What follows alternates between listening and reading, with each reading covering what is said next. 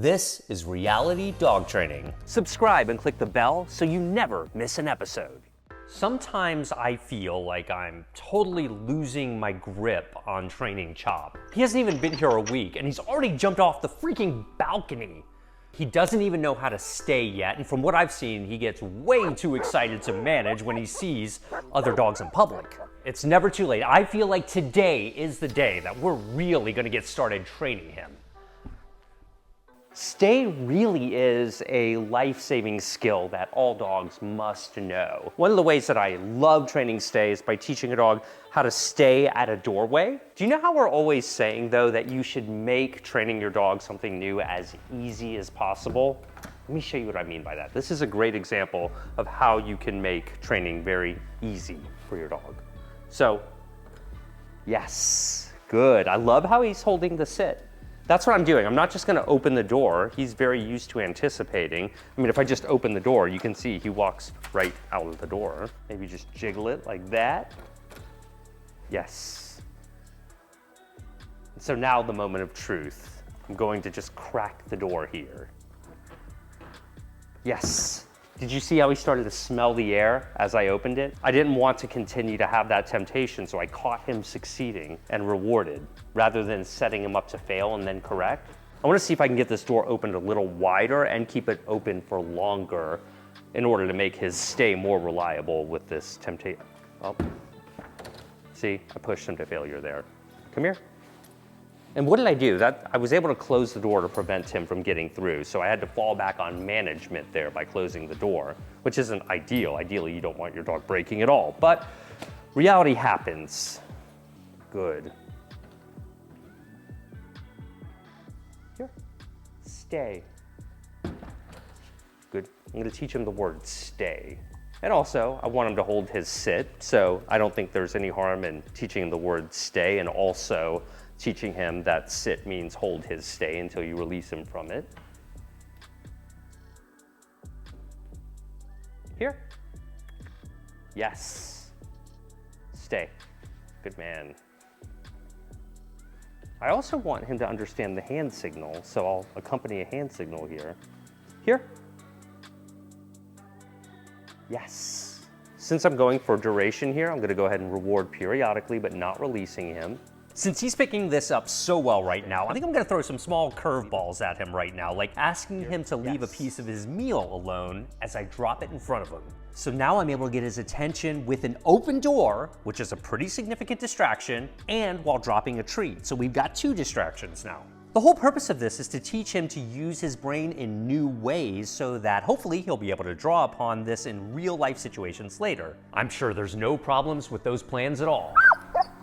In general, it's a great idea to train your dog with their meals. Today, I even added this Nutrient Boost meal topper, so he'll get some extra enticing rewards mixed in with this training. Solid Gold makes some of my absolute favorite pet foods with really high quality ingredients. Nutrient Boost is their new premium line of pet foods and meal toppers that contain actual plasma, which is insanely rich in nutrients and great for your dog's digestion and immune system.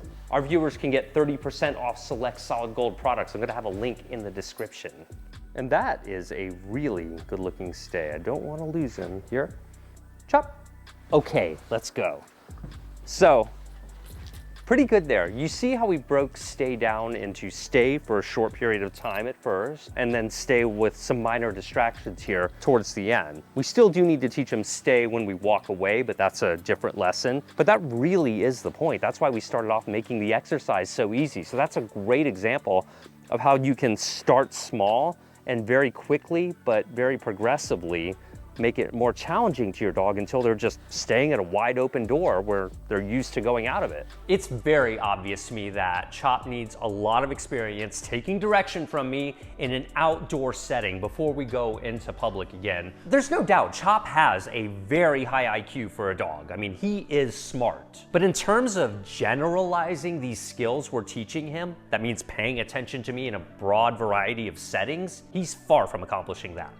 I'm just hoping the light bulb is going to go off at some point here. Am I talking about me or Chop? I'm gonna get started with making sure he understands super basic stuff outside, like sit. Because honestly, he's not even reliably processing that request from a human being like myself. I'm gonna try it without a treat. Just give him this lure. This will be a good sign if he retained it. Just gonna fake him out a little. Scratching like this can be associated with frustration from a dog, so he may not remember quite what I'm looking for here. I'm not just going to insist he remember it and tell him to sit, sit, sit. I'm gonna try to make this easier for him. By taking a step back, I'm actually going to save like 10 times more time on this, I'm sure. The reason I'm rapid firing some of his food to him right now is to encourage him to hold the position and then, okay, yes. Then there's the release from the sit. You see that? He's definitely not a default sitter. That's so funny. Yes, sit. Seriously, if you find yourself being frustrated with your dog because you're thinking, I know they know how to do this, if you will put that aside and take a step back and really pretend like your dog doesn't know it at all and reteach it to them in that place, I think you're going to be a lot happier as a teacher to your dog. A dog needing a reminder in a different setting like this is 1000% normal. Sit, yes. It's 2 quick ones. Let me see if I can get the momentum. Oh yes, I like that he gave me his paw there. He also prefers it when I'm low to the ground. Yes. I notice a big difference. See, when I do this, he tends to back up more than sit. Okay, come here. But when I do this, yes, sit, see? So that really supports the hypothesis that the closer your eyes are to your dog's eyes, that the more likely they are to pick up on what you're asking them. What's going on? You wanna take a break? Now, that scratching could be because of the new collar, it could be because he's frustrated, or it could be because he just has an itch. But I wanna be mindful of those subtle cues. He's over here sniffing these toys. That was another thing I wanted to, okay. He just stole his Playology toy. Until many hours ago, Chop didn't even really understand what toys were. And Chop is pretty particular about the types of toys he plays with so far, but I think that if I can really manage to get Chop to love playing with toys, then I think that's gonna open up so many doors training-wise. Good, good, I'm gonna let him win there. See how I'm going for it and letting him run around with it? Good man. There have been studies on these too that have shown that dogs stay more engaged with these Playology toys than other toys, so that's pretty awesome. All right, look at that. Yeah. Good. What a man. This is also a Playology ball again. Oh, Squeaks, go get it. And he's been loving this one too. I've been experimenting with different toys. They embed scents into the material itself, so with a lot of dogs, it keeps them more engaged. And so I want every advantage I can get with a dog who's kind of borderline with toys, like Chop. I'll have a link to Playology in the description. Let go. Those are real teeth. Look at those. You gotta respect those teeth at all times. Will you let go, please? Yes! Right now, honestly, guys, there's no real method here. I'm still really in that data gathering phase where I'm trying to understand this exact individual. Not trying to understand his breed stereotype, because I don't even know what breed or breeds he is. But I do know that I'm dealing with a domestic dog that has been selectively bred for thousands of years and is predisposed to take direction from a human being. And that is what I'm going to trust. Look at those eyes. Come on. Yes. All right, short rep. Oh, see right there. I went to go touch the ball and he bolted away. I don't like that, so I'm not gonna go in for the ball. So maybe if we use some reverse psychology here, we might encourage him to come back here. Generally, dogs don't care who does the chasing. So get him to chase you so they're at least running to you. That's good. He dropped it over there. I kind of like that. If I can get to it, I can throw it and let him know. There's this game called Fetch. All right, he's let me walk up to him here.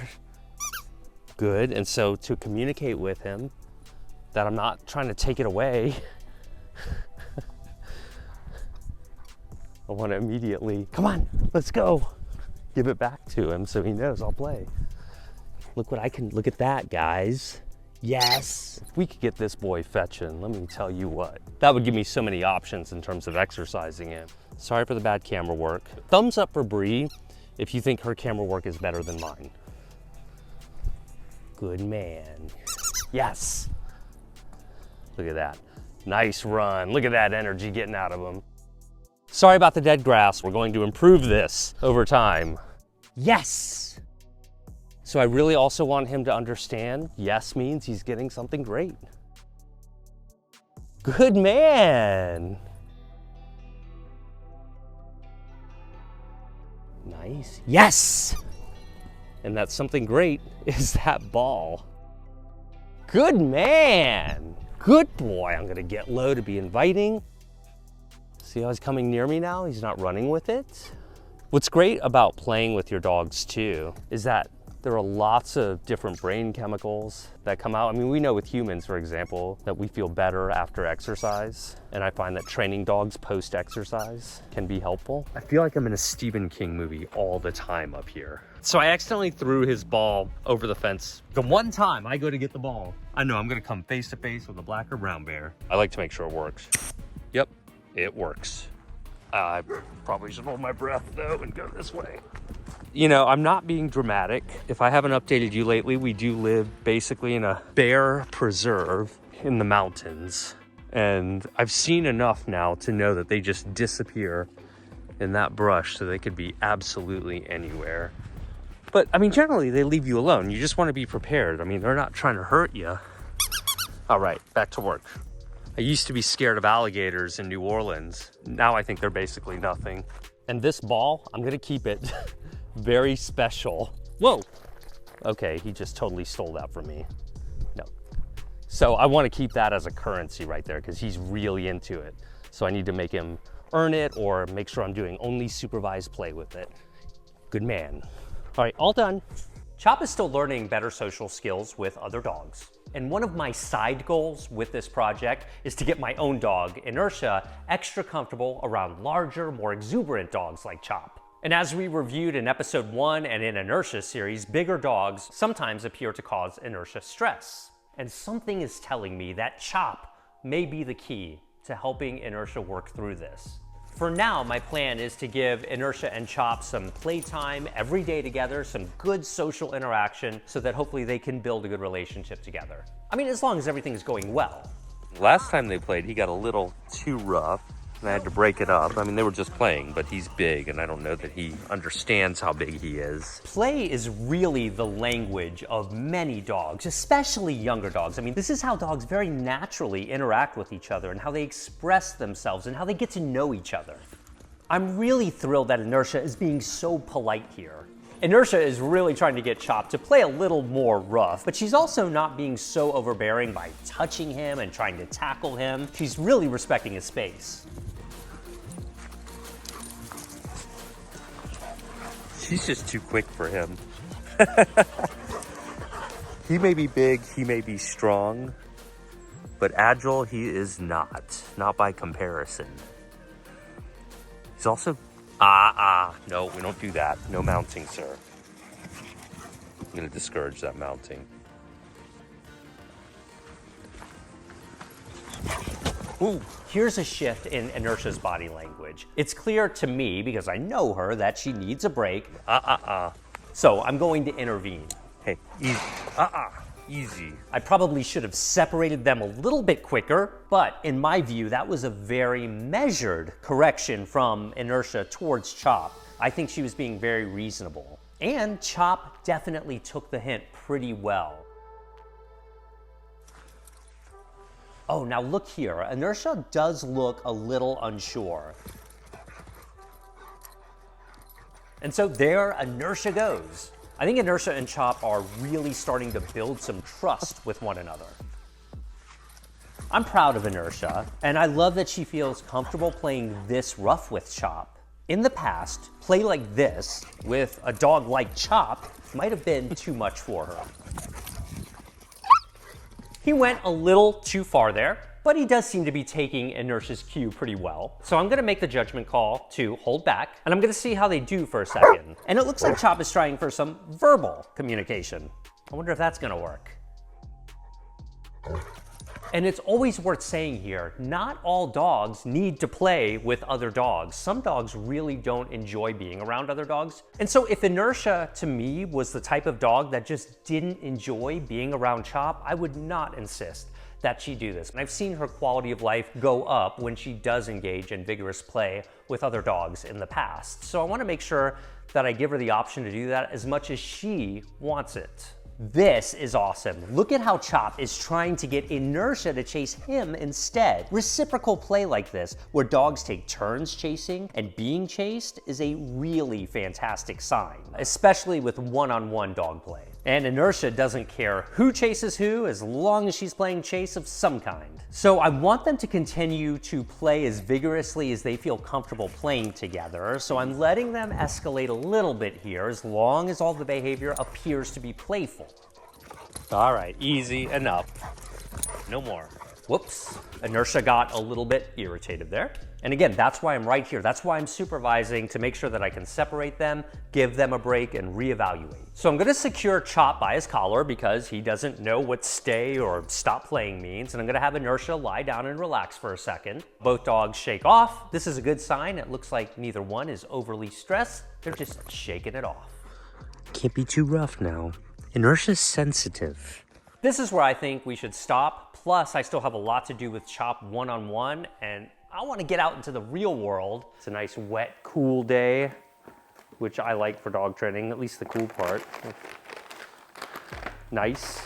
Pupford salmon treats, how appropriate for Alaska. I bet he'll like these. I'm gonna bring some of these. This is like a normal box for us, guys. Well, and we're gonna go through them. I know, that's what I'm saying. Good, sweet potatoes. I know. So there's this wonderful park right here, and it's fenced. I like that a lot, but it is right in the middle of the woods. There is so much wildlife all around. It actually is a real danger, and I figured since we have the drone, why not use it? Bree normally flies this thing, so let's see. I'm gonna fly over those woods and everything. Whoa, whoa, nice. Uh-oh, don't get hurt, bird. That was a good shot. That was a bird of prey. Oh my gosh. This is gonna be a super fun, casual training session with him today. We've really thrown a lot at him the last few days. I want it to kind of sink in and just kind of lightly cover what we've worked on and maybe see if we can get some more advanced versions of some of the skills we've worked on. The ground is very wet right now. And when the ground is wet, it actually seems to be more interesting, more fragrant perhaps to dogs. So that's something we'll be contending with. And that's why your training sessions just can be so different based on so many different things going on around them. In our last lesson with leash walking, I focused on just a short patch of real estate up and down the road where we worked until he got really familiar with it. And then it was easier to communicate with him by the end of the lesson. I'm trying to do a similar thing here by letting him scan and sniff the area and become familiar with it and see it and understand what it's all about. And I'm trying to let him do that on his terms as much as reasonably possible. I'm just gonna give him several minutes, 10, 15 minutes, to just smell the ground.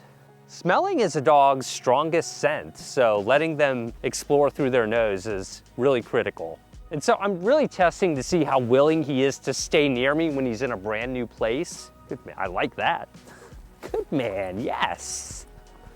And I think rather than give him a treat or rather than give him a toy right now, I'm continuing to let him explore. That's because that appears to be where his preference is. Now there he went to the end of the lead. That's why I keep them on lead even when I'm in a fenced area, because this is a very large fenced area and it would still be challenging to track him down. I'm hoping to do some fetch with him to see if he's interested out here. I really want to work with him though on come when called. I know he likes the ball, so I want him to have as much fun as possible while learning how to vigorously come to me when I call him. That is my goal now. I'm gonna start off with some short reps to see how reliable he is on fetch before I start throwing them farther. He is taken to fetch so naturally. Yes, good man. Let go. Yes. I'm gonna detach the lead from me since I really have strong attention right now. Sit. Yes. But I'm still gonna track behind it so I can easily grab it if any unforeseen things happen. Go. Hoping to get a personal best far fetch throw with him because we've been limited to our temporary fenced area that we currently have. Backing up just to encourage a robust return. Let's launch this one. Ready? Okay. Look at that. That's about as far as he's gone so far. Look at him run. Watch this. Chop. Come. Gonna get low. Okay, this could definitely use some improvement. Come on, good boy. Good. Let go. Yes, ready? Go! This time, when he turns around, I'm gonna run away from him to see if I can get him running to me more vigorously. Chop, come! Yeah, that worked, didn't it? Come on, I'm gonna get low, get excited.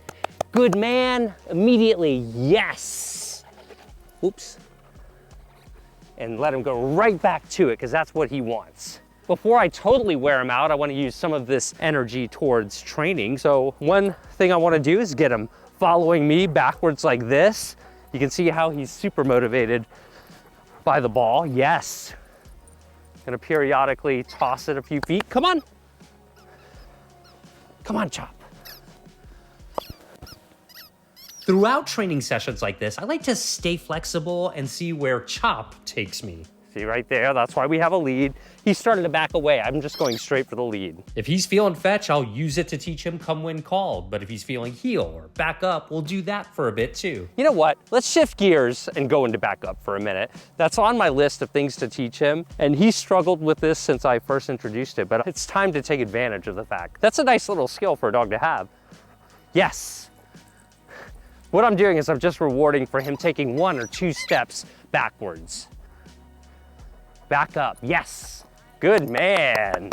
He does that naturally, so I'm gonna capture that and practice it. Back up, yes. That was a great one too. Good. Let me see if how he does with heel. Come on. Hey, here. Yes. I wanted to make sure I could get eye contact without him just looking at the ball, because my goal here is to have him heeling. Good, yes. He's looking towards my face, not the ball. That's the goal of that little exercise. Good man. Here. I'm okay to guide him with my hand. Here, this way. See, he wants to go this way. I want him over here. Chop. Here. Okay, good. I'm gonna take a step back. See, with the ball, look at this. I love his heel. Here. You can steer him like a boat with the ball. Look at that, boom. Boom, bring him over here, bring him over here. But I want him doing that without having to stare at the ball. Come on, let's go. Here, I do need to reward this though. Yes, that was pretty good, even though he was looking at the ball. But I'm trying to graduate past that. Yes, good. So in small steps, I got 2 steps of him looking up at my eyes. Let's see if I can build on that. Here, good man. Come on, this way, come on.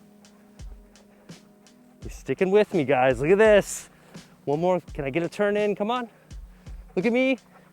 Yes. Good. Excellent. So there I had eye contact. He wasn't staring at the ball. And for all intents and purposes, he's basically off leash right now, but make no mistake about it, while he's with me, this will be on him the vast majority of the time. Good left turn. Did you see that turn? Real nice. Here. What? See, look at that. Look at that, look at those turns. Come on, look at that. Yes. That was excellent. He's such a natural, isn't he? I've never worked with a dog like this before. He seems like the kind of dog that'll just go and go. Yes. And so from time to time, I'll throw in a little heel rep or something like that. Come. While encouraging him to come back to me like this. So training with play is just a wonderful way to connect with a dog. I'm gonna go this way. I like working against a fence because it gives you a barrier. And so if you can kind of keep them pinned up against the fence, if you need to, if they get distracted, like I could come over here. That way if he runs from me, he's easier to get.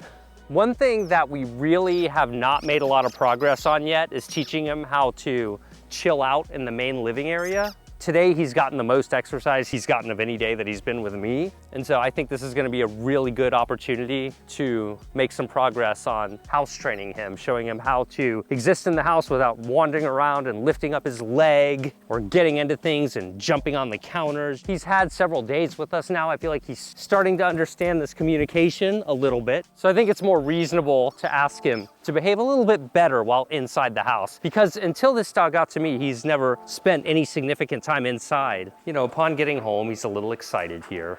I'm gonna let him walk around. And so I put Inertia up in the other room. I wanna make things as easy as possible for him. So I'm hoping he's just gonna settle down naturally. I mean, you can't force a dog to achieve a relaxed, calm state of mind. These turbo tendon shoes, I think he's gonna like them. I just have a hunch. Sit. Oh, look how well he knows sit when there's a turbo tendon involved. Good man. Yes.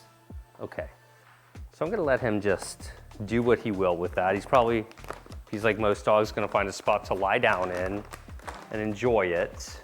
Because right now, I'll be honest with you, this is pretty much the only way that I can get him to just relax and focus on something else for a minute. Here, settle. Perfect, and that is what I'm looking for, a nice natural settle. The idea here is that you give them something so they check out naturally. Some dogs will just lie down and relax pretty promptly. But the fact is, he is accumulating literal minutes of being out here in the living room without having to be in the crate and behaving desirably.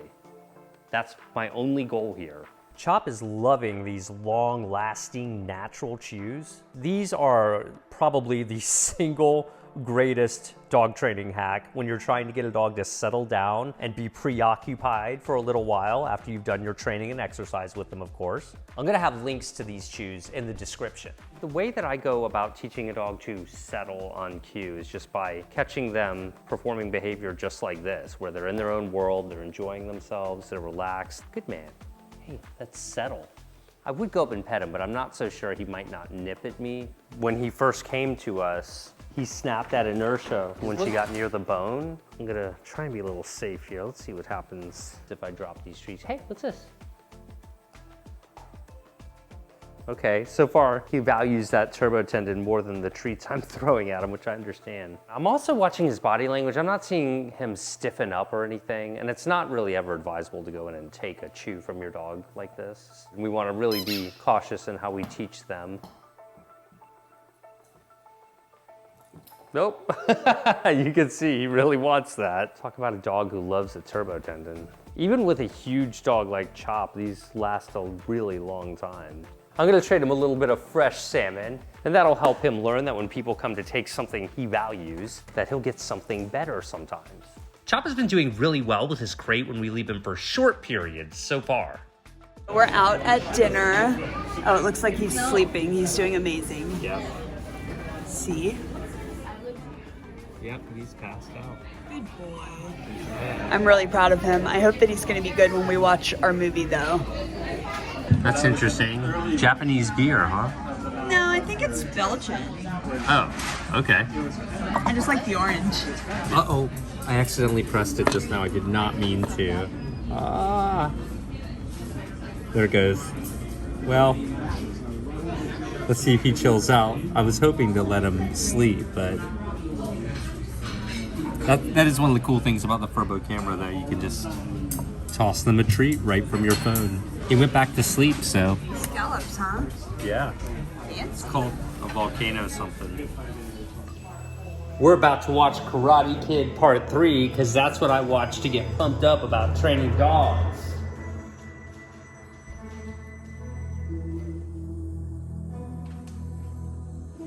Yeah. Look at him. I have to emphasize this. Chop has lived outside every day of his life, to my knowledge, until just a few days ago. So he's got a lot to learn about hanging out with other human beings while inside. We've got this tripod set up so you guys can see how Chop did with settling down during our movie night. Remember, all settle means is that your dog lies down and chills out. Seems simple enough, but you can see how that's going with Chop. I'm starting to think he might never relax. In the meantime, I must make sure that Bree remembers what happened during the first Karate Kid. So this is where I finish reminding her. Stop, please. We're trying to make him calm. She knew who I was before we got married, so. And he's still not settling down. And now he's counter surfing. Clearly he wants more of those Pupford shoes. Chop! Hey! Chop, come. But hey, at least he came when I called him. I'm going to take what I can get right now. You know what? I'm just gonna wait him out. I mean, he has to relax eventually, right?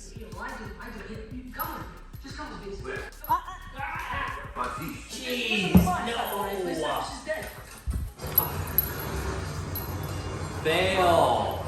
That's how I look when I have completely messed up as a dog trainer. I'm sitting here watching him, thinking he's gonna be cool, because I just let him out. And what does he do? He lifts his leg and pees right in front of me. He's not house trained. I mean, you know, he's clearly not ready to be in a house unsupervised. That's exactly why we use the crate. Dogs typically don't pee or poop in places that they view as their home. That's why crates are so effective. If you use them right, you introduce them right. But it takes them a second to make that connection in a residential house. Thanks for cleaning that up, Bree. Sure.